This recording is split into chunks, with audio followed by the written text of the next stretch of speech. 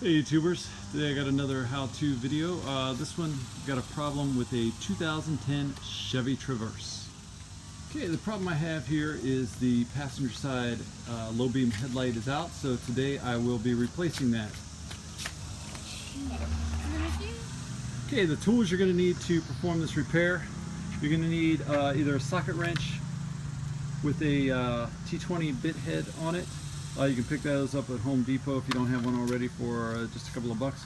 You can use that, or you can use the screwdriver tip point, same, it's the Star T20 head.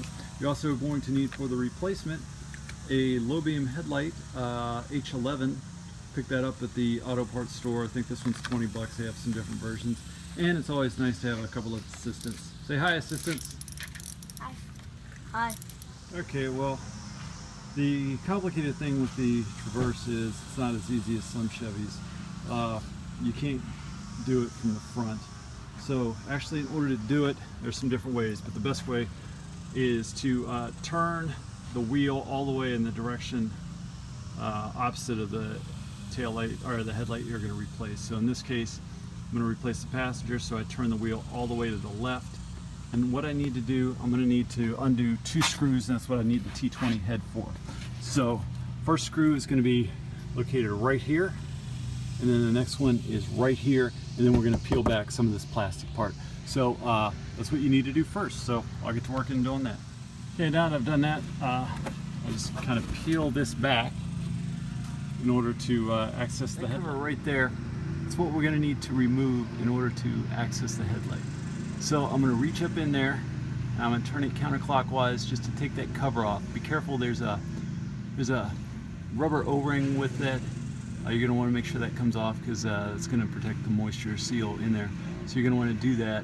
And then what you're going to have to do, you're going to expose the headlight from there. So I'm going to go ahead and remove that cap. Okay, and here's the cap, and you can kind of see that, that ring there. Make sure that comes off with it and didn't stay behind, but you're going to need that to still be on there for when you replace it. Okay, now you can see up in there, the headlight is now exposed. What I'm going to do is I'm going to turn that again, probably from the 12 o'clock position, turn it about 60 degrees to the left, and then I should be able to back the headlight out. So I'm going to get to work on that. Okay, so now the headlight is backed out. There's some clamps on the end of that headlight that you're going to have to squeeze in order to release the light.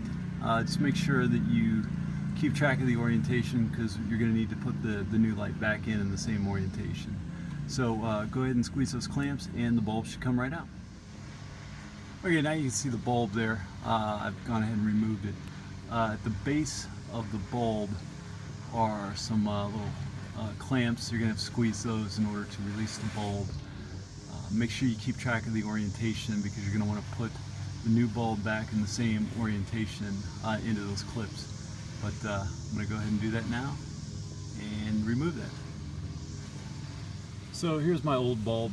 I don't know if you can see that or not, but it's definitely got some dark scarring there to show that yeah, the bulb is out. And at the bottom you see there's one little extra notch on the bottom that's not there on the top, and that's why I said keep track of the orientation. But as far as that, when I take the new bulb, it should just slide right back in the same orientation as the old one. So I'm going to get to work on that. The nice handy dandy H11 that I picked up at the auto parts store. They have some different kinds. I just went with the lowest cost one, but this one was like 20 bucks. They do have like the more potent xenon bulbs and all that, but I mean, it's your choice, but you really just need, you know, something in there that works. One thing I will say is a couple of things. One, I should probably be using nitrile gloves right now so I don't get any, make sure I don't get any oils on the bulb. And this this red ring here, this reddish orange, burnt orange ring, you may or may not need to take it off. I've always had difficulty getting these bulbs back on with this little O-ring on there. So you know, if you do have difficulty putting it back in, you may want to take that off and do it.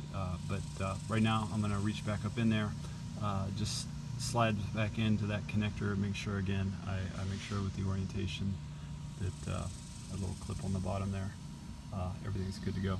but it should just slide back in, and from there I'm gonna remember it goes in kind of like at a 30-degree angle, and then you just kind of rotate it,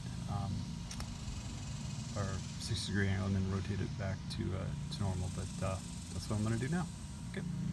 Now, if you do lose track of your orientation, there's a little groove right there you can kind of see, and if you look at the end of your of the light, you can help kind of line it up, because sometimes this cord will twist a little bit, but you can help see it and get it lined up for when you put it back on. So hopefully that helps. Okay, there is a little bit of an art form to get this back up in there, so you're gonna have to kind of wiggle it around and maybe over rotate a little bit to get it back in there, but keep working and make sure you get it all the way in there, and then it should just slide in, and make sure then you rotate it back to the normal position.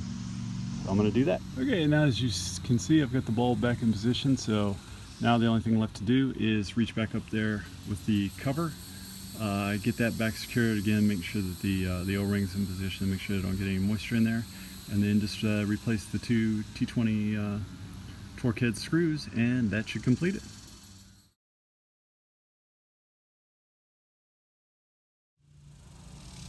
Okay, as you can see, the repair is complete. The headlight's back in there, and it's operational. One thing I will say, this repair cost me about 20 bucks. The only cost was the cost of the headlight. I've heard dealerships generally charging $100, some as much as I've heard $200 to do this repair. Hopefully you don't have to spend nearly that much. Just go out, buy the bulb, do this repair. Like I said, probably takes about 15 minutes. So hopefully this helps, and drive safely.